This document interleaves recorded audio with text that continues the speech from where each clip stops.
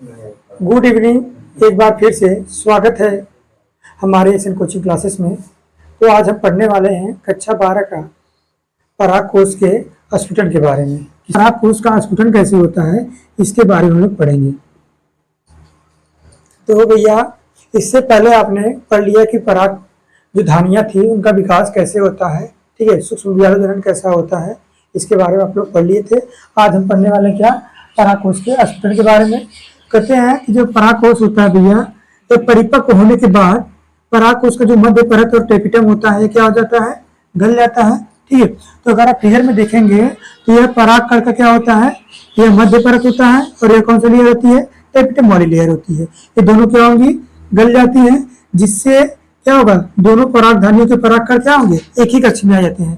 तो जिससे क्या होता है, एक परागधानी इधर थी और एक परागधानी ये थी, इसके जब बीच की दीवार गल जाएगी दोनों परागधानियों के जो परागकण होते हैं कहाँ पे आ जाएंगे, दोनों एक ही कक्ष में आ जाते हैं, ठीक है।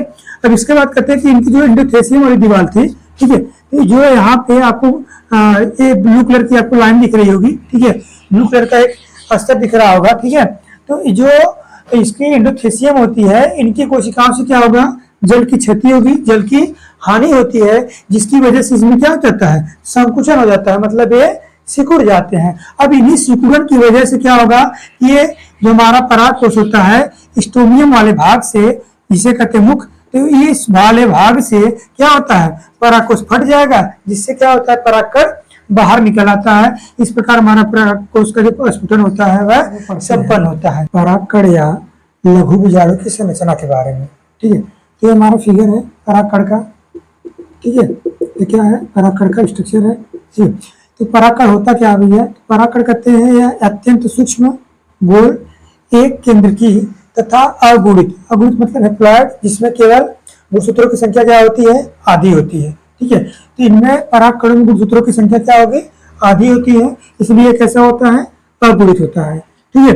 इनका जो व्यास होता है वह कितना होगा, 25 से लेकर 50 म्यूएम होता है, मिलीमाइक्रोन तक होता है, ठीक है।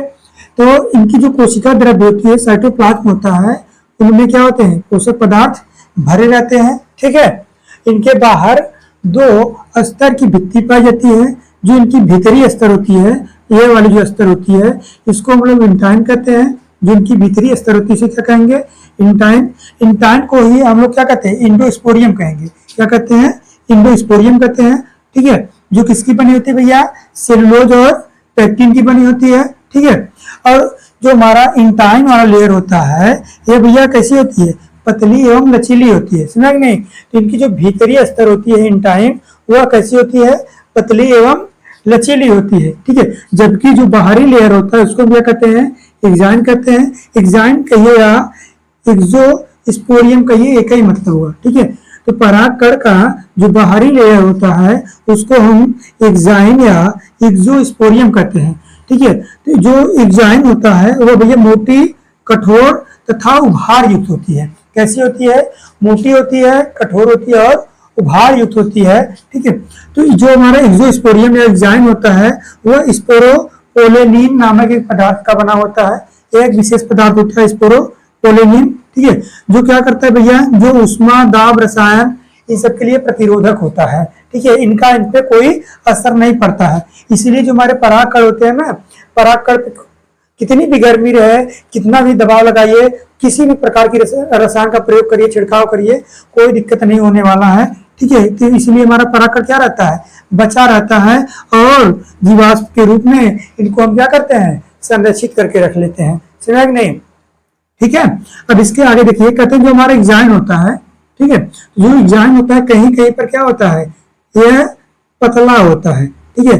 जो पतला वाला स्थान होता है उसे हम क्या कहते हैं, जर्मपोर कहते हैं। क्या कहते हैं, जर्मपोर अंकुरण छिद्र कहा जाता है, ठीक है, जिनसे होकर क्या निकलती है, पराग नलिका, पोलन ट्यूब बाहर आती है। जो हमारा जर्मपोर है इसी से क्या होगा, यहीं से निकलकर एक नलिका निकलती है, बाहर निकलती है, जिसे क्या कहते हैं, पराग नलिका कहते हैं, ठीक है। तो हमारा ये क्या हो गया, ये क्या हो गया, पराग नलिका हो गया, ठीक है। कहाँ से निकलता है, जर्मपोर से निकलता है।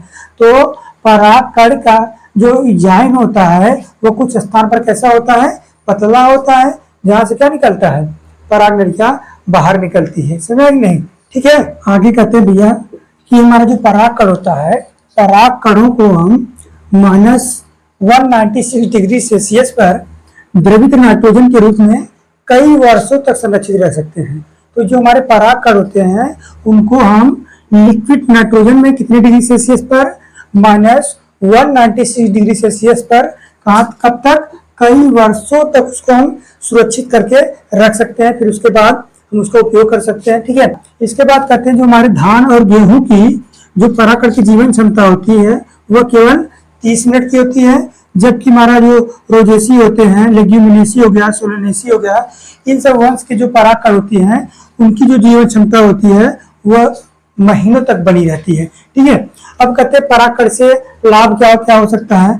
तो परागकण जो होते हैं भैया, इनसे लाभ में ये क्या होते हैं, पोषक तत्वों से भरपूर होते हैं। ठीक है। जिनसे बी पोलन नामक टैबलेट या सिरप बनाया जाता है। ठीक है। जो भोजन के पूरक, ठीक है, फूड सप्लीमेंट के रूप में उपयोग किया जाता है।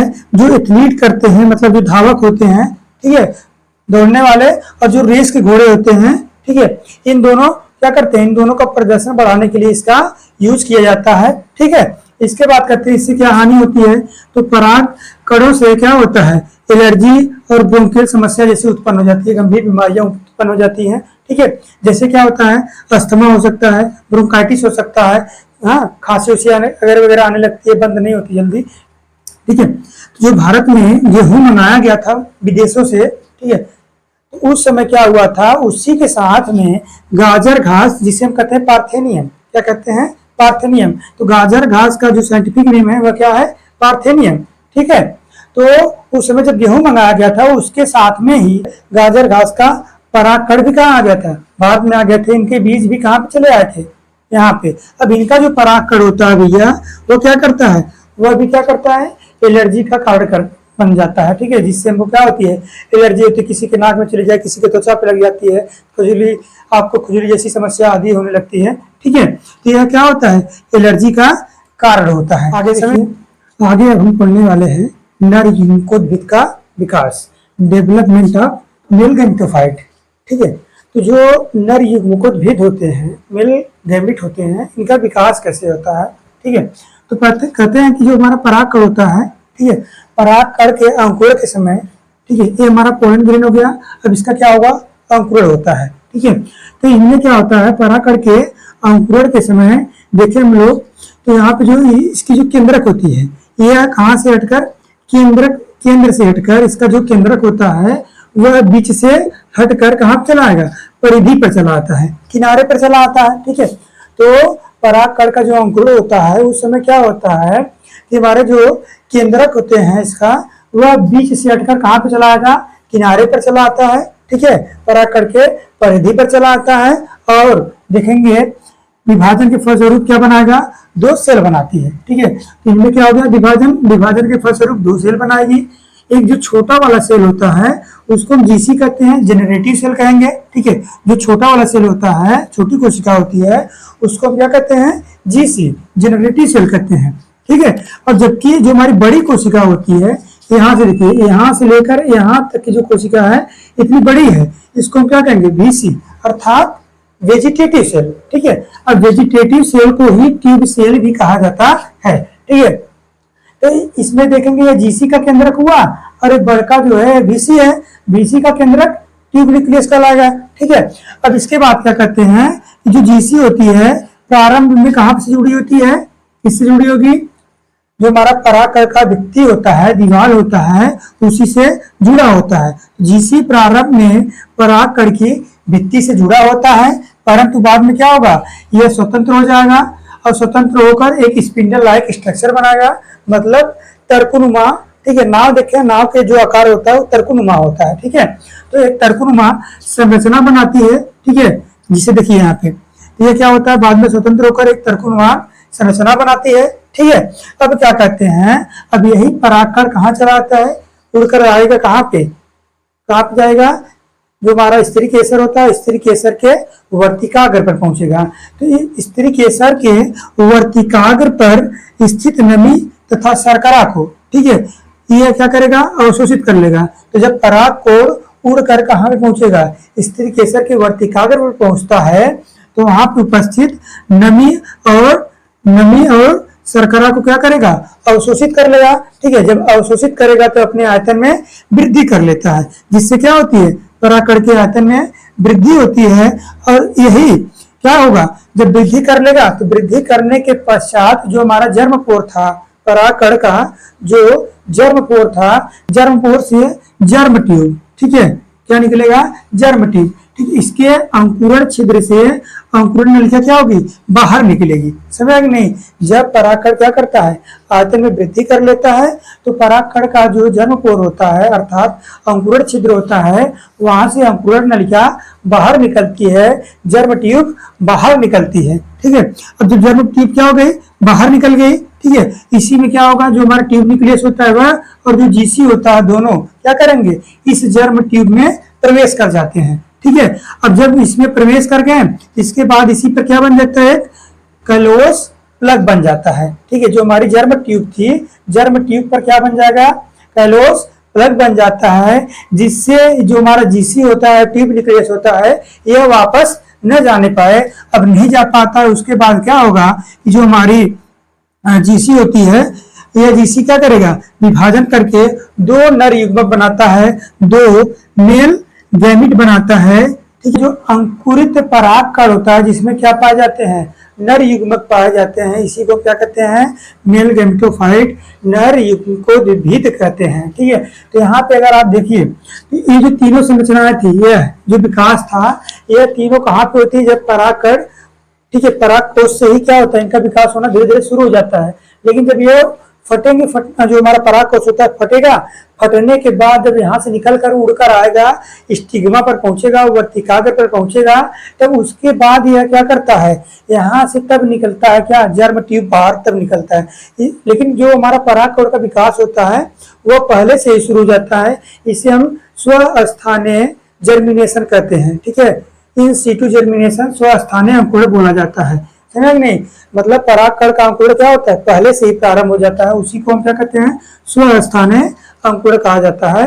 और ये जो दोनों आप देख रहे हैं, ये कहाँ पे होगा, स्टिग्मा पर होता है। कहाँ पे होता है, स्टिग्मा पर होता है। तो आज यहीं पे अपना सेशन समाप्त करते हैं, मिलते हैं आप लोगों से नेक्स्ट वीडियो में। धन्यवाद।